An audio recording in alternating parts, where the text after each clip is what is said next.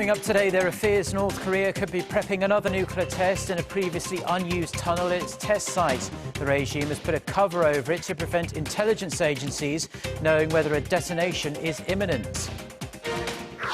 US President Barack Obama tells world leaders at the UN General Assembly that North Korea's recent nuclear test threatens the entire world. He says Pyongyang must face consequences for its actions. Plus, lawmakers take aim at top government officials for a second day at the National Assembly, questioning them on topics related to national security and foreign affairs. Stay tuned for these stories and more.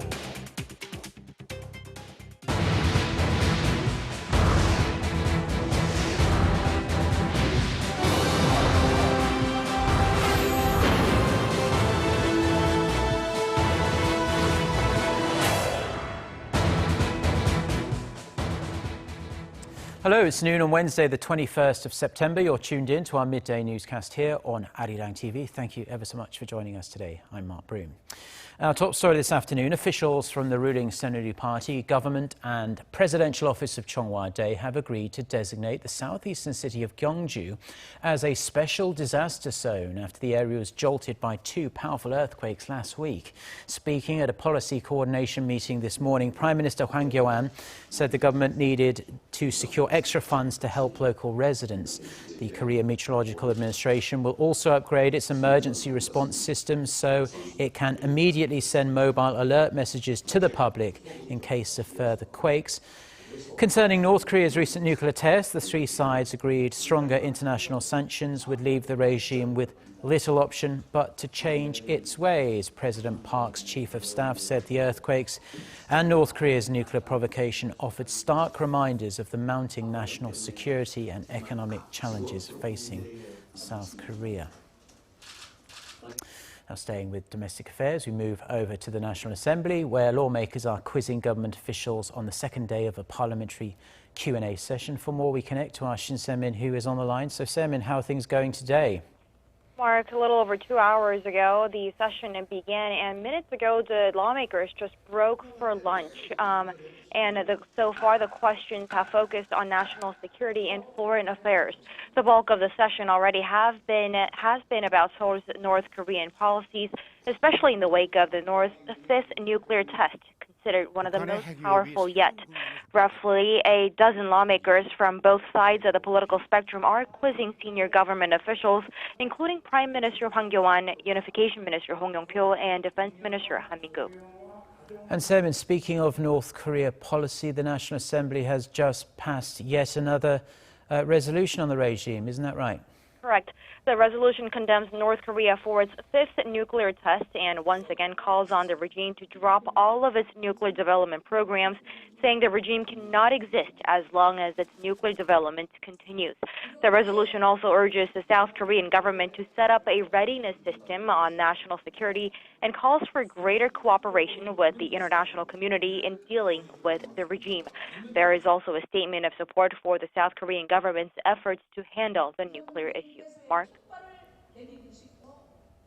Thank you, Se-min, for that report. Now, North Korea's nuclear test site is coming under the microscope yet again. Satellite imagery shows the regime has covered an unused tunnel at the site, suggesting Pyongyang could be readying for its third nuclear test this year. Connie Kim reports. North Korea may be readying for yet another nuclear test at an unused underground tunnel at its Punggye-ri test site. Multiple sources within the South Korean government said Wednesday that North Korea has put a cover over the entrance of its second and third underground tunnel. The covers were set up even before the regime's fifth nuclear test on September 9th. Military and intelligence authorities are said to be keeping a close eye on any further activity that could suggest an imminent test. This month's nuclear test was conducted at the second underground tunnel, but no nuclear test has ever been conducted at the third one. The U.S.-based North Korea monitoring website 38 North had previously noted the cover at the second tunnel entrance was not removed after this month's test. But it has been revealed for the first time that the entrance to the third unused tunnel has been covered. In 2013, Pyongyang covered the entrance of a tunnel at its nuclear test site less than 2 weeks before conducting its third nuclear test to stop U.S. intelligence authorities from determining whether a detonation was imminent. With Pyongyang claiming this week that it successfully tested a rocket engine for a geostationary satellite, South Korean and U.S. military and intelligence authorities are strengthening their monitoring of North Korea. Incoming U.S. Strategic Commander John E. Hyten said that if the North has a capability to put a satellite into orbit, the rocket would be powerful enough to reach the continental United States. Connie Kim, Arirang News. Now, US President Barack Obama didn't mince his words about North Korea in his final keynote speech to the United Nations on Tuesday. He came out strongly against the regime for its recent nuclear tests, saying it has to pay the price for its highly destabilizing actions. Park Jung-hong has the details. It was his last speech to the United Nations as U.S. president, but his scathing remarks on North Korea were some of his harshest yet. President Obama said the regime must, quote, face consequences for its reckless actions, warning that North Korea's recent nuclear test endangers the entire world. His comments come at a time when the UN Security Council is working on new sanctions on Pyongyang in response to its fifth nuclear test. The U.S. leader said that while Iran agrees to accept constraints on its nuclear program, North Korea pushed ahead with a test that threatens global security. He added that the world cannot escape the prospect of a nuclear war unless all nations are committed to stopping the spread of nuclear weapons and pursuing a world without them. Obama also compared the economies of the two Koreas. He said the stark contrast between the success of the South and the wasteland of the North shows a centrally planned, controlled economy is a, quote, dead end. Experts say President Obama's remarks show he'll continue to up the pressure on North Korea right until the end of his administration. Park Jung-hong, Arirang News. The UN Secretary General has urged the North Korean authorities to change course and fulfill their obligations to their people and the international community. Ban Ki-moon also said Pyongyang's continued nuclear missile provocations represent yet another threat to regional and international security. He made the remarks on Tuesday during an address to the annual gathering of world leaders at the 71st session of the UN General Assembly in New York, the final of his second five-year term that's set to end at the end of this year. During his speech, Ban also expressed regret about the five-year conflict in Syria, the sexual abuse by UN peacekeepers in the Central African Republic, and the cholera outbreak in Haiti. The United States will temporarily deploy 2 B-1 bombers to South Korea on this Wednesday as a show of force against North Korea's nuclear and missile provocations. An informed source told Seoul-based Yonhap news agency that the move is aimed at reaffirming Washington's commitment to providing South Korea with extended deterrence amid Pyongyang's continual threats. The source said the 2 B-1Bs from Andersen Air Force Base in Guam will land at Osan Air Base, located south of Seoul. The U.S. sent 2 B-1Bs to South Korea last week, but they only flew over the peninsula before returning to Guam. No word yet on how long the U.S. bombers will stay in South Korea. The chairman of Korea's fifth largest conglomerate, Lotte Group, is back home this lunchtime after a grueling 18-hour questioning session by prosecutors in Seoul over allegations of corruption and embezzlement. Shin Dong-bin was grilled over accusations he orchestrated a series of shady deals between the group's affiliates in the process of mergers and acquisitions and selling the assets of certain affiliates to others at below market prices. The 61-year-old was also quizzed on whether he was directly involved in having executives at Lotte Construction amass slush funds amounting to about $27 million over the past 10 years. Shin reportedly denied all the charges. He said he was unaware of the funds, and deals among affiliates were based on management decisions and were not intended to betray the trust of stakeholders. With the 3-month-long probe winding down, the prosecution is considering whether to seek an arrest warrant for Shin. In the meantime, they have decided to indict all the key family members involved in managing the group, including Shin's elderly father and the group's founder, Shin Gyok-ho. The number of long-term unemployed in Korea is on a sharp rise. Further stoking concerns, the country is falling into a prolonged period of low economic growth. Our Hang Jie tells us more.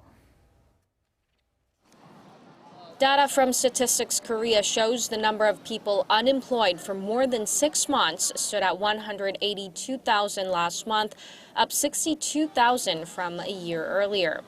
That marks the fastest on-year rise on record. Related data was first compiled in June 1999 based on revised standards. The number of long-term unemployed has risen by 10 to 20,000 every month on average since 2014. But the pace has shot up since July this year when the figure went up by 51,000.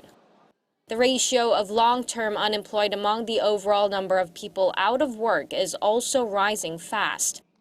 The figure came in at over 18% last month, the highest since late 1999 when Korea was struggling to get back on its feet after the 1997 Asian financial crisis. While short-term unemployment is considered a natural economic phenomenon, experts say long-term unemployment raises worries the domestic economy is in a prolonged period of sluggish growth. And concerns about massive long-term unemployment are piling up as the government pushes through its overhaul of struggling corporate sectors.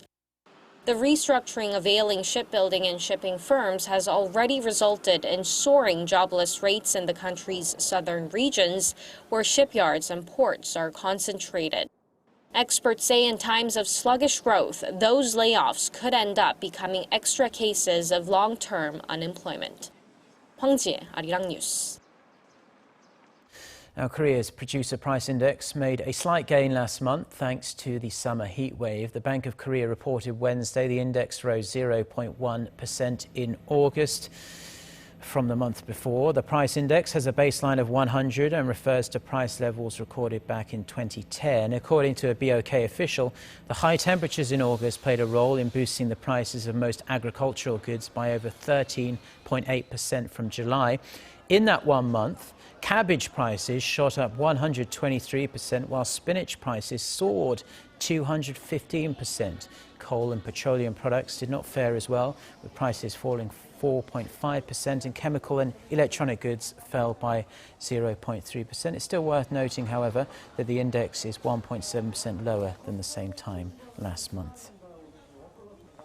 Korea's ban on using the Samsung Galaxy Note 7 on aircraft will no longer be applied to devices that have been replaced for the new ones. The Transport Ministry sent out a notice to airlines as well as airport officials saying the replacement devices can be used, charged or stowed. Samsung Electronics is replacing Note 7s this week in 5 countries, including Korea, Singapore and Canada, after it announced a global recall following reports of several devices catching fire while charging. Major airlines had warned passengers to turn off their Note 7s and refrain from plugging them in. The ban still applies to Note 7s that have not been replaced. Policymakers at the US Federal Reserve remain at odds over a September rate hike, and economists say that based on recent economic data, the odds of an increase aren't that good. The central bank, which kicked off its 2-day meeting on Tuesday, has been emphasizing employment over inflation. But in a potentially worrying sign, US employment growth slowed in August, which could rule out an increase altogether. However, some economists still say a surprise rate hike can't be ruled out. Chairwoman Janet Yellen said last month that the case for an increase in the federal funds rate has strengthened in recent months. JP Morgan Chase and Barclays have also said the possibility of a rate hike is higher than market predictions. Now, the high-profile romance between Angelina Jolie and Brad Pitt has come to an end, with Jolie filing for divorce from her partner of 12 years. According to court documents citing irreconcilable differences, the pair separated on September 15th, about 2 years after they married. Jolie also filed for physical custody of their 6 children and asked for visitation rights for Pitt. Both Jolie and Pitt have asked the media to respect their privacy and give them space for the sake of their kids. The pair met while starring in the action flick Mr. and Mrs. Smith. At the time, Pitt was married to actress Jennifer Aniston, who filed for divorce from the actor a year later.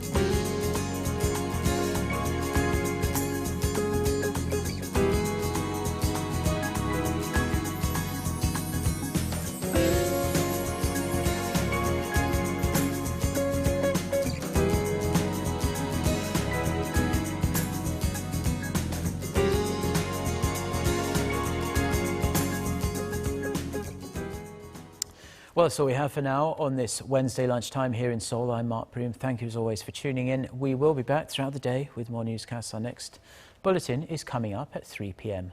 Korea time. So until then, goodbye.